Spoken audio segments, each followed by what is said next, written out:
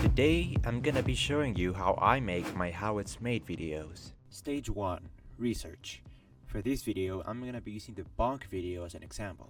The first thing I did was open up the bonk model in SFM and see if there was any useful information on it. I found a list of ingredients written on it that simply read water, radiation, and sugar. And there was smaller writing, but it was all straight up gibberish. Then I went into the TF2 subreddit to see if there happened to be any past discussions about how the bonk works. I found a thread and I saw a comment mentioning uranium, and that's where I got some inspiration. So thank you, Bombman501. After that, I decided to do some research on how actual soda cans are made.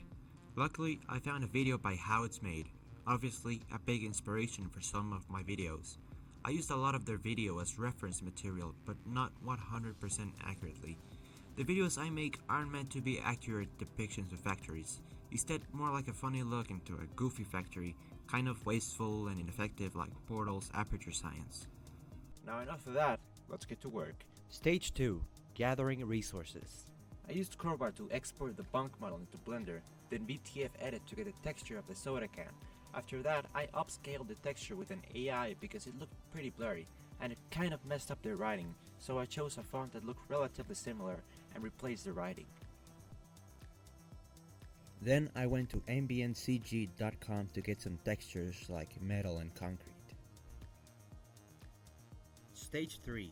Modeling, texturing, and animation. Now I played around in Blender and thought what would be the best way to make the metal roll that we saw in the video.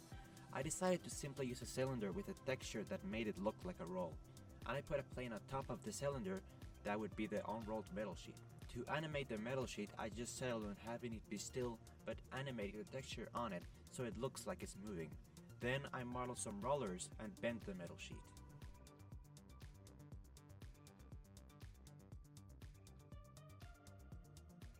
Afterwards, I started modeling the surroundings, adding a floor, walls, some quick lighting, and additional details. After all that was finished, I started animating. I used a boolean on the metal sheet to make it look like it's moving down the conveyor line.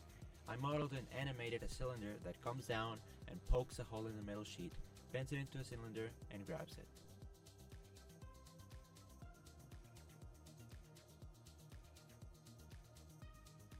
Then I moved on to making the roll with the prints of the bonk label on it. Afterwards, I modeled the box that would hold the uranium. I downloaded a photo of a small paper and I wrote a danger sign on it on Photoshop. Then I downloaded some high poly rocks and changed the material to have a bit of a green emission. Then I modeled a small rock crusher based on a video of a real crusher I found. I made a simulation of the rock falling in the crusher and getting fractured. I also simulated some particles. Then I modeled a tank that would hold the water, so I made a simulation of the liquid and two robot arms that would pour the uranium dust along with some sugar and mix it up.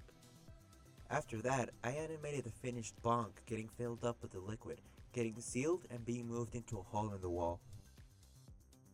Now it's time for the final scene. I took the resupply cabinet model from TF2 and put it in Blender. I also took Scout's model. Then I animated the finished bonk getting shoved out of the resupply cabinet, Scout opening the door to it and grabbing it. And I was done with the animation. Stage 4. Editing and post-processing. And now it all comes together. I put all the rendered scenes together in After Effects, picked out some music, added sound effects, and some final details. And it was finished.